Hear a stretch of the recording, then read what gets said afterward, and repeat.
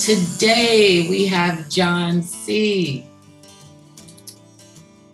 from Ontario, Canada. Having celebrated 50 years of sobriety, John practices and teaches evidence-based methods to improve well-being, utilizing exercises and principles to lasting change. Today is John's third time with us in a series of 7 workshops, which he will be providing for us on the second Friday of the month. The first 2 workshops are available on our YouTube channel. Today, John will be continuing speaking on mindfulness for the 12-stepper. Situational awareness. Okay. It is my pleasure to introduce John. You got 45 minutes, John. Okay, great, Teresa. Thank you for your introducing me like that. It was beautiful. Good afternoon, good evening, everybody. I'm John.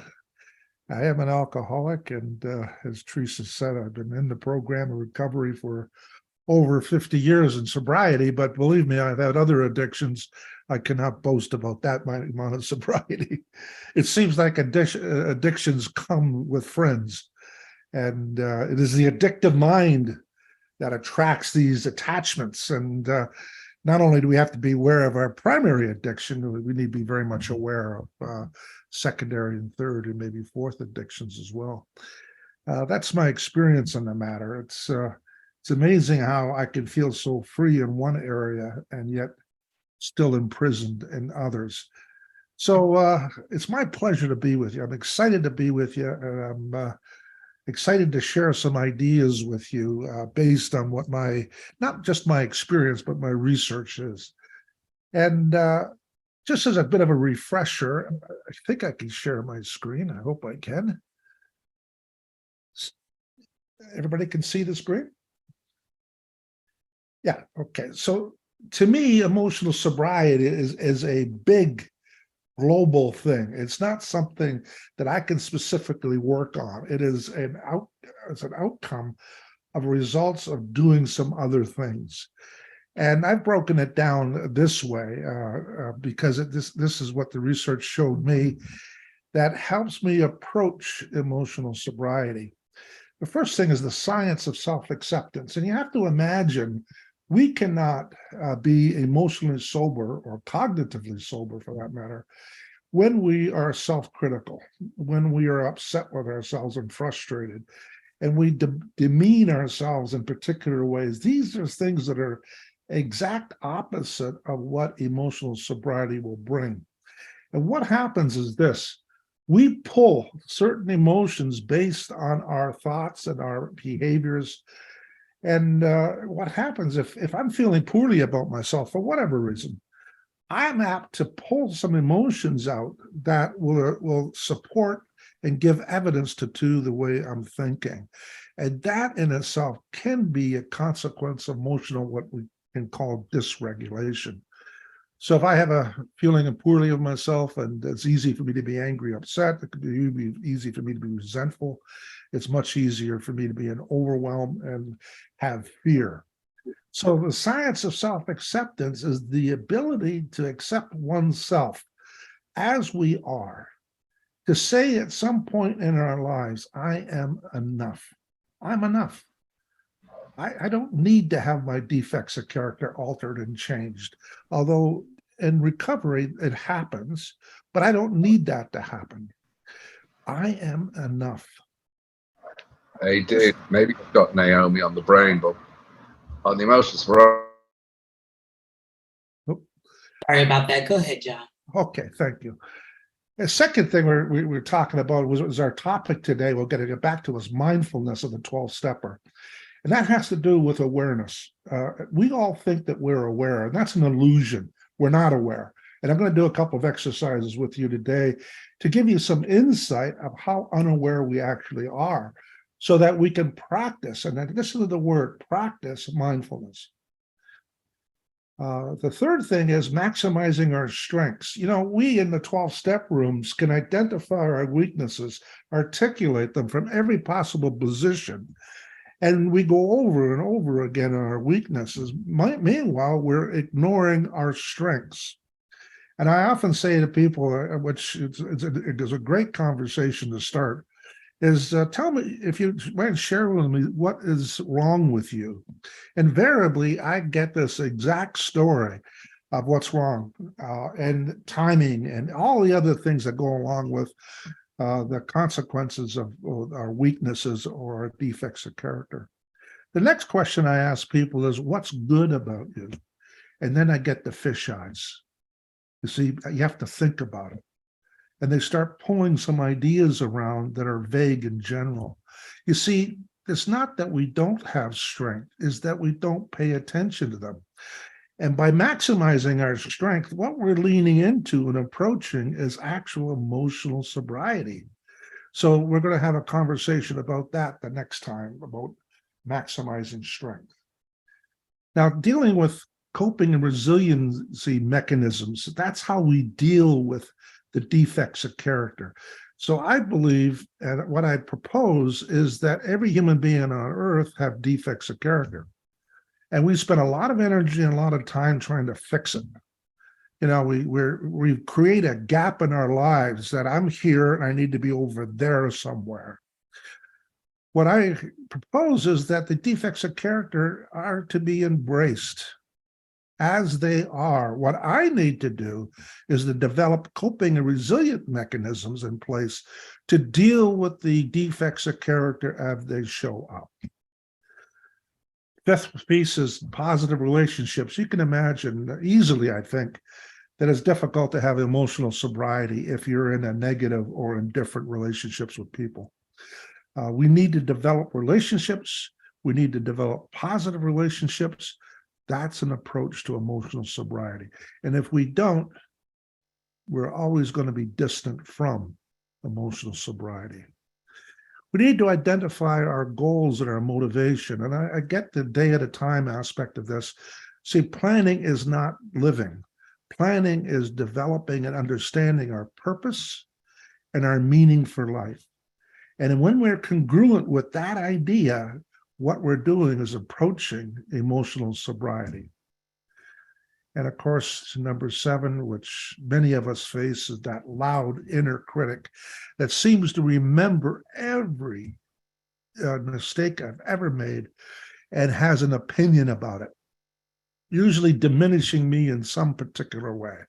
I didn't know that I could train that inner critic to be an internal advisor, to be a mentor, in fact, because that's what nature has put in place in the inner critic voice, was to protect me. But this inner critic has run rampant. I haven't been trained in it. And therefore, I fell victim to this master of the inner critic. And to reach emotional sobriety, we need to retrain that inner critic, that one that supports and nurtures us, the ones that can point out and understand what kinds of mistakes we're doing so we can learn from the experience and developing a growth mindset. So these are the approaches I suggest through science, by the way, as a way of developing emotional and cognitive sobriety. I've added cognitive sobriety that's never mentioned in the rooms, although we often talk about our thinking processes are somewhat thwarted and incomplete, and that's certainly true.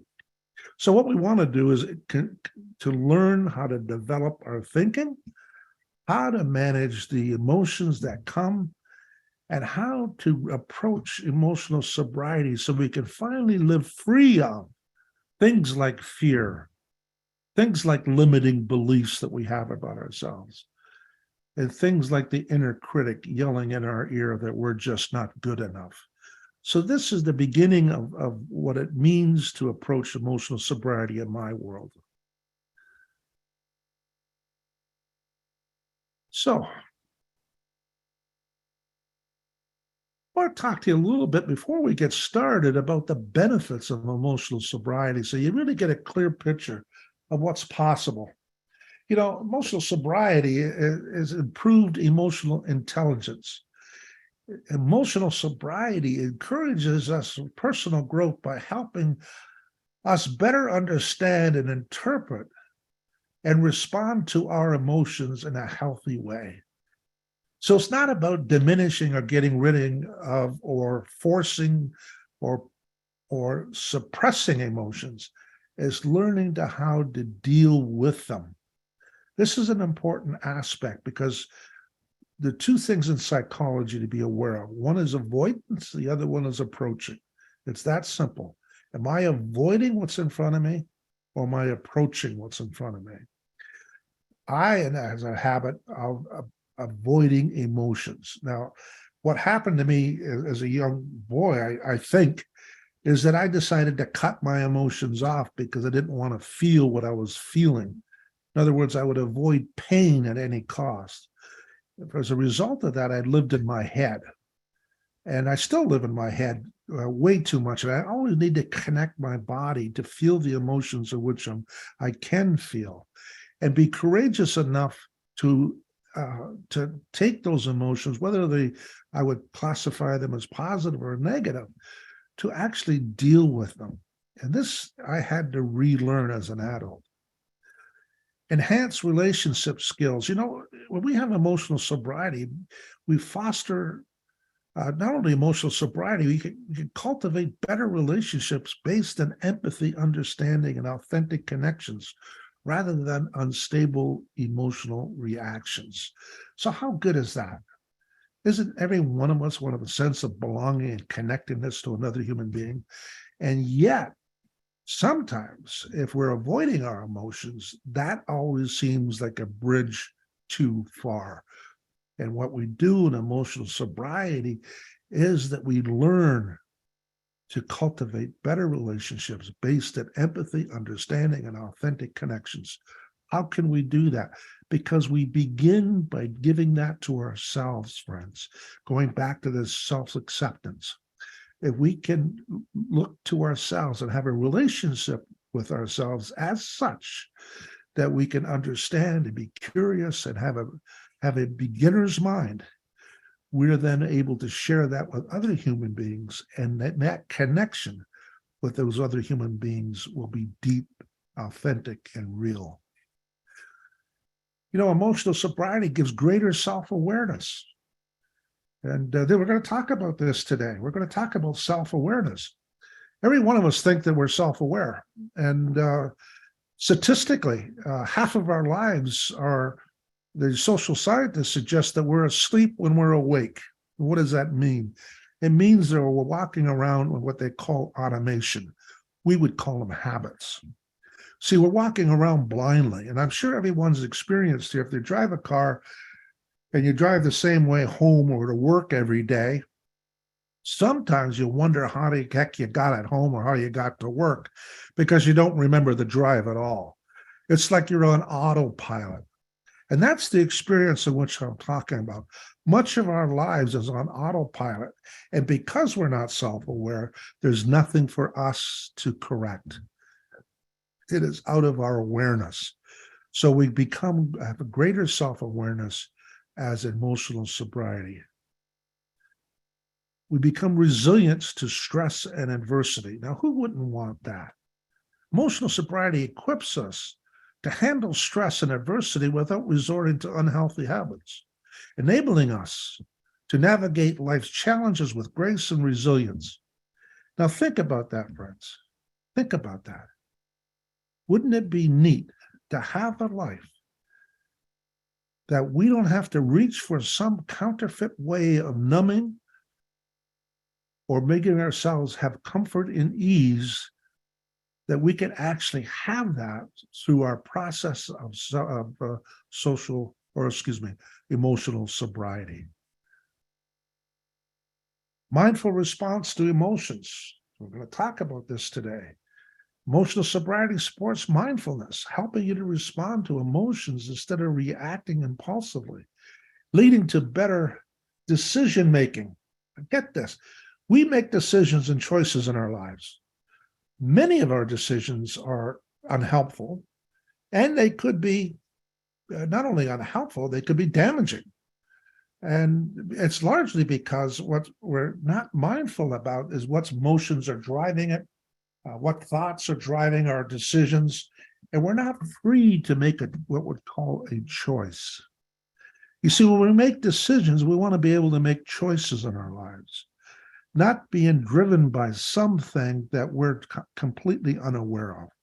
As a result of making better choices for ourselves, you can imagine how much our lives will improve.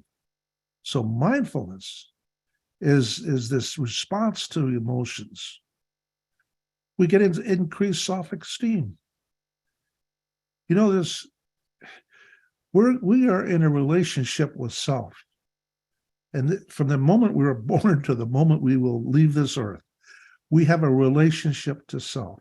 And what we think about ourselves, our self-image, dictates the kind of quality of life that we're about to have. And depending how we view ourselves, we actually put behaviors in place to support that view, whether they're positive or whether they're negative. You see, we have the ability to alter the way in which we think about ourselves. And we're going to get into more of that as we go along in this course of the next several months. Better physical health. When you're emotional sober, what comes up for you is self-care. Self-care. That's not selfishness, by the way. See, sometimes in the 12-step rooms where you're so alienated to or afraid to be self-centered, we remove self-care from the equation. We need self-care. We need that balance. And oftentimes, all or nothing thinkers, we let go of self-care, and some of our behaviors would indicate that we are in self-neglect rather than self-care. But may show up in the foods that we eat, for instance, or the amount of sleep and exercise we care about, whether we actually have hobbies, that's something that we enjoy, or we just kind of sit around and exist. Self-care is so very, very important. Greater peace and contentment isn't the reason why we got sober or we become abstinent is because we want to have peace and contentment. We were always searching for that counterfeit way to have comfort and ease or peace and contentment. And emotional sobriety is the place that we need to be at in order to enjoy this peace and contentment. We have personal growth and maturity. Emotional sobriety fosters personal growth. We're always growing. We're always of a beginner's mind. We call it an open mind most of the time in the rooms. And we want to be able to be in a place, just like the prayer that was prayed earlier, set aside prayer, to set aside all the things that we think we know about life and to reach into things with an open mind. What can I learn here? What will benefit me in my life in this moment? What am I hearing? Not, well, I know that. So personal growth and maturity opens us up. And we learn to navigate our feelings and understand others, leading to increased wisdom and perspective.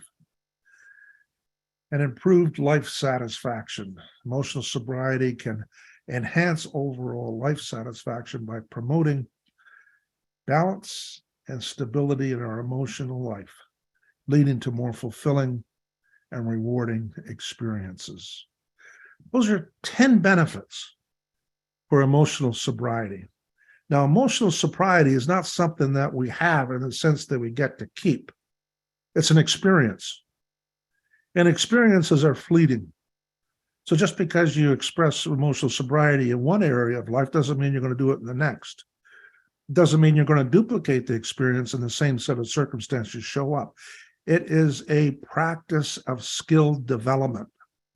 It is not something that you can buy off the shelf or can keep. It is something we need to be aware of, something we need to protect in a sense that we're always approaching it through those 7 ways of approaching it. And it's something that we need to practice. And we need to practice, in my view, deliberately and intentionally. So, let me go on to say good afternoon, friends. I have the disease of addiction. I've been active in my community, and my name is John, and just to give you a little background in case you don't know me, I've been sober for over 50 years, but I've not been addiction free.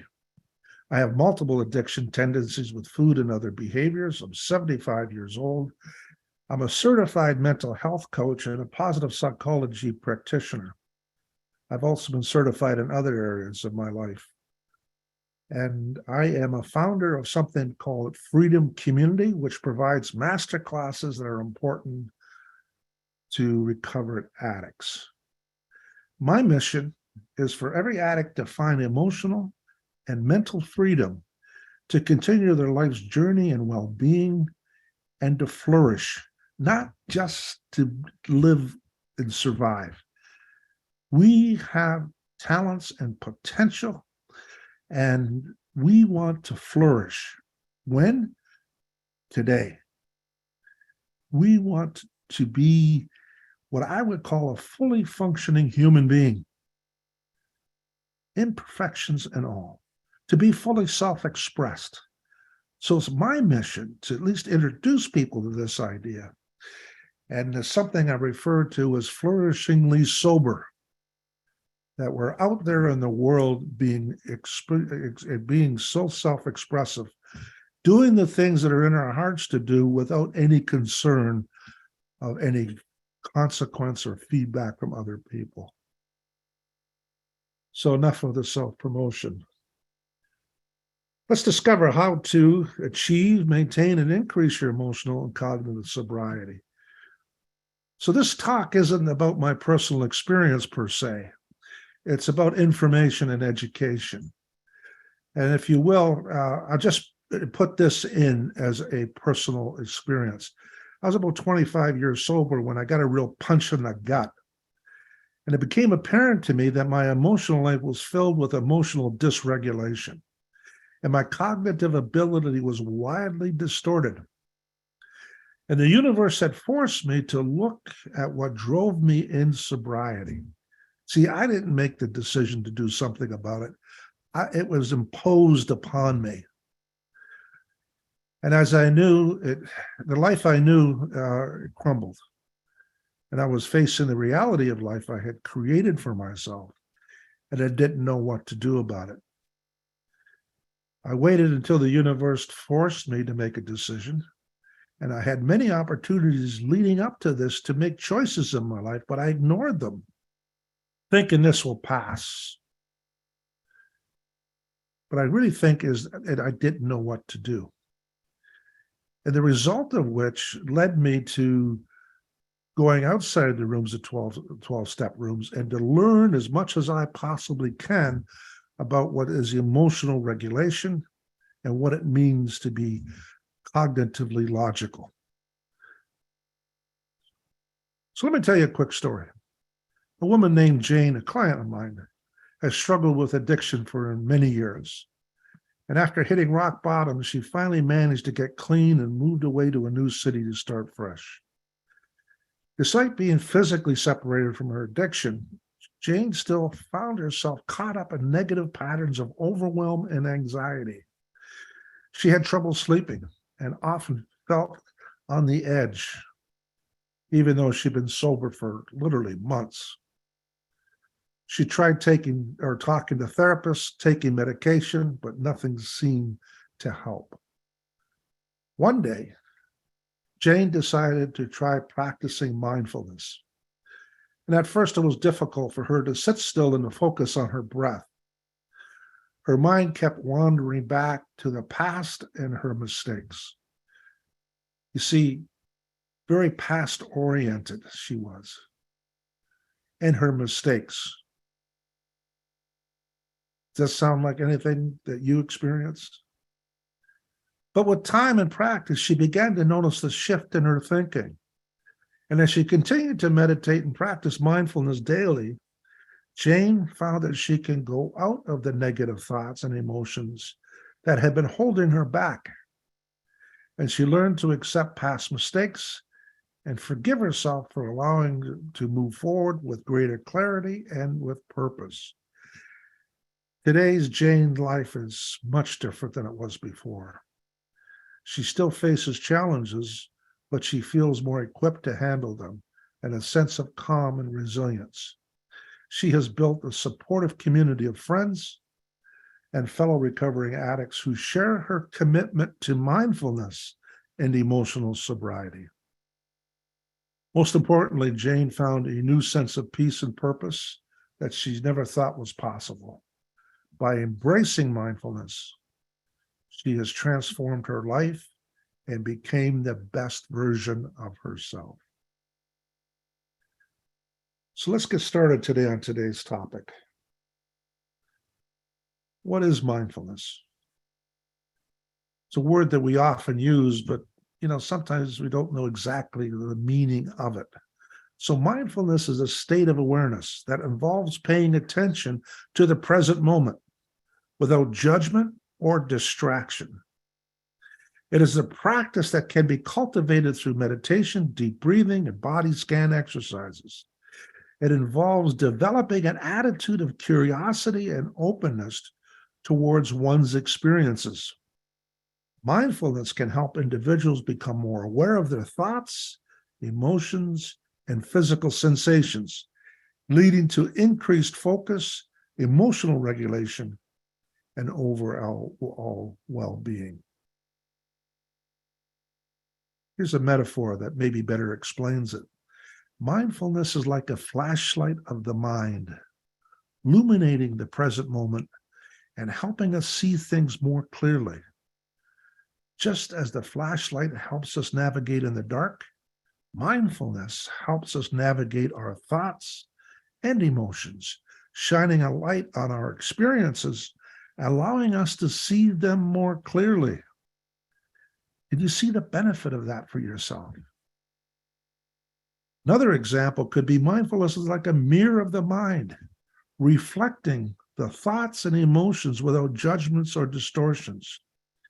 Just as the mirror reflects our physical appearance, mindfulness reflects our inner experience, allowing us to observe ourselves with greater objectivity and self-awareness.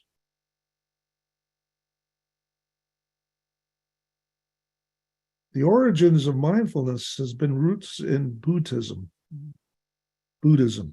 traditions, especially vipassana or insight meditation. It gives us insight.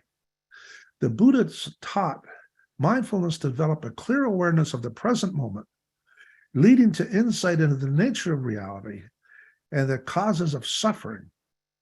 Mindfulness is also used to develop ethical behavior and cultivate positive qualities like compassion and wisdom. In the late 20th century, mindfulness practices were adopted and popularized by the West by teachers like Jon Kabat-Zinn and Thich Nhat Hanh, and have since become widely used in various contexts, including healthcare, education, and business. So let's dig a little bit deeper in emotional sobriety. Emotional sobriety is a term coined by Alcoholics Anonymous' co-founder, Bill W., to describe the state of being emotionally balanced and sober. In addition to physical sobriety from alcohol or other substances and behaviors, emotional sobriety refers to the ability to experience and manage emotions healthily, rather than relying on alcohol or other substances to cope with or escape complicated feelings. It involves developing emotional maturity and self-awareness and maintaining emotional balance and stability even in challenging situations. Emotional sobriety is the ongoing process of growth and self-discovery essential to maintaining long-term recovery.